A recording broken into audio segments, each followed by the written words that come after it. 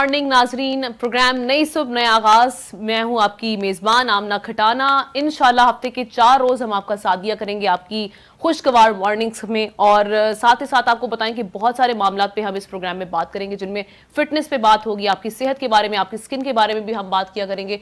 कोशिश ये करेंगे कि हम अपने हर तरह से आपकी जो मॉर्निंग है उसको खुशगवार बना सके, क्योंकि बहुत सारी टेंशन हम देखते हैं पाई जाती है हमारे माहौल में भी, और साथ ही साथ जो हमारी रूटीन बन चुकी हुई है वो इतनी हम देखते हैं कि डिप्रेसिंग बन चुकी हुई है।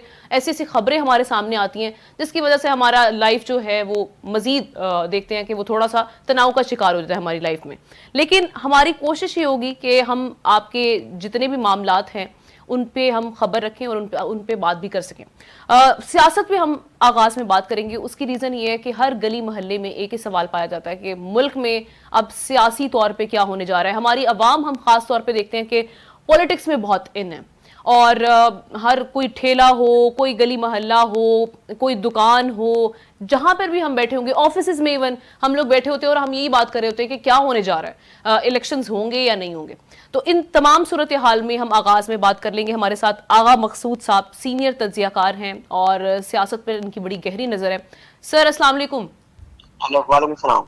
सर मैं जानना चाहूंगी सबसे पहले तो, जिस तरह से हम देख रहे हैं बड़ी अनसर्टेनिटी है इस वक्त सियासत में। खास तौर पे ये कहा जा रहा है कि असम्बलियां जो हैं वो अपनी मुद्दत पूरी करके मुकर्ररा वक्त पर खुद ब खुद तहलील हो जाएंगी, या फिर इनको वक्त से पहले तहलील कर दिया जाएगा, यानी 90 दिन का वक्त मिल जाएगा जो भी गवर्नमेंट है उसको, यानी निगरान सेटअप को। तो मुझे ये बताइएगा कि आप क्या समझते हैं कि अभी क्या सूटेबल क्या एनवायरनमेंट है जो मौजूदा हमारी पाकिस्तान की पार्टीज है उनके लिए, 90 दिन या 60 दिन? देखिए, बुनियादी तौर पे तो 90 दिन होता है। इंटरिम गवर्नमेंट जो होती है वो 90 दिन के लिए होती है, और इंटरिम गवर्नमेंट जो होती है वो पॉलिटिकल गवर्नमेंट नहीं होती, वो न्यूट्रल गवर्नमेंट होती है। जी जी। और उसमें पॉलिटिकल लोग शामिल नहीं होते। लेकिन ये क्योंकि मौजूदा हुकूमत सिंसियर नहीं है और ये बिल्कुल बैकडोर से आई है, जिस तरीके से आई है सब लोगों को मालूम है, तो चुनाचे ये जितनी बेईमानी करना चाहते हैं कर रहे हैं। और आप देखिए कि अभी इनकी एक तजवीज आई है इनकी पीडीएम की कि इंटरिम गवर्नमेंट में हमारे नुमाइंदों को भी शामिल करना चाहिए।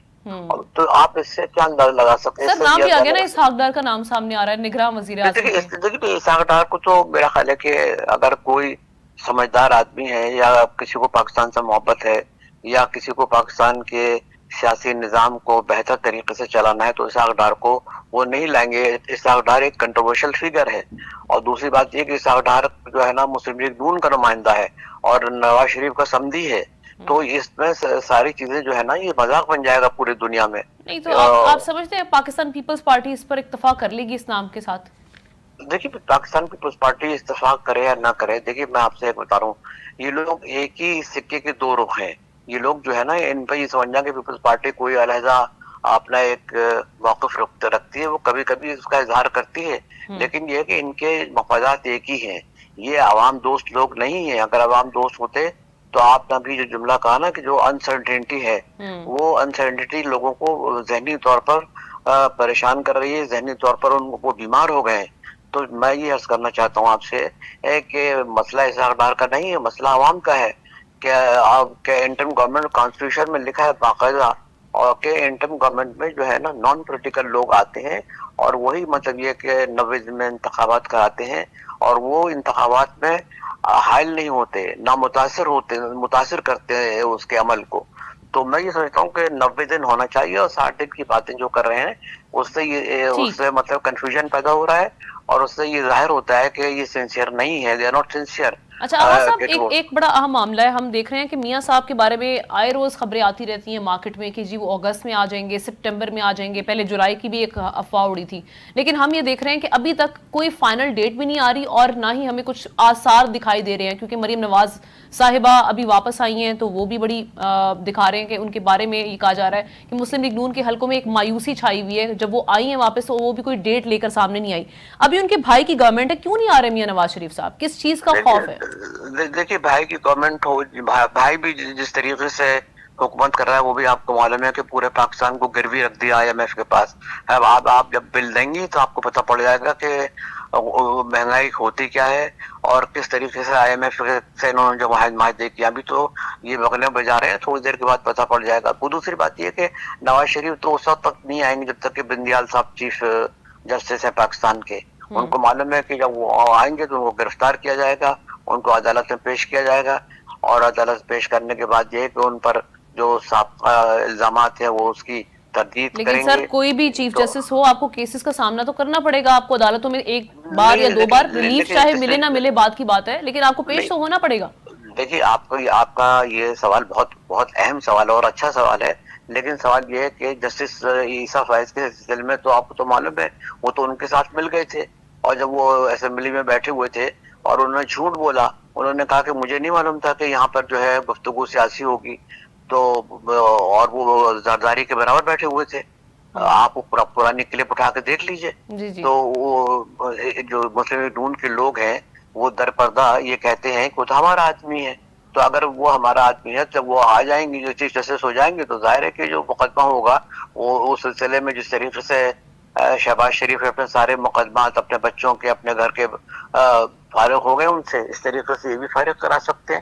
دیکھیے پاکستان میں انصاف تو نہیں ہے، پاکستان میں قانون نہیں ہے، پاکستان میں قانون کا احترام بھی نہیں ہے، کانسٹیٹیوشن کا بھی احترام نہیں ہے. یہ کانسٹیٹیوشن وغیرہ کا نام لیتے ہیں اور عوام کو دھوکہ دیتے ہیں. سر پاکستان میں ابھی جمہوریت ایک چیز تو ہے جو ریالٹی ہے اس ملک کی، وہ یہ کہ ہمارے جو مقتدرہ حلقے ہیں یا اسٹیبلشمنٹ کہا جائے، وہ اوبویسلی وہ بھی ایک سٹیک ہولڈر ہے. جب بھی الیکشنز ہوتے ہیں عام انتخابات تو ان کی بھی ایک سے ہوتی ہے. تو آپ کیا سمجھتے ہیں کہ ان کے لیے سوٹیبل کیا ہے؟ میاں شہباز شریف سوٹیبل ہے یا ان مایوس ہو چکے ہیں؟ آپ کو کیا اطلاعات ہے اس حوالے سے کہ وہ ایک سال کی پرفارمنس دیکھنے کے بعد دوبارہ ریلائی کریں گے میاں شہباز شریف پر؟ آنے والے انتخابات میں ہم دیکھ سکتے ہیں کہ دوبارہ پھر مسلم لیگ نون اور شہباز شریف صاحب ہی پرائم منسٹر آئیں گے.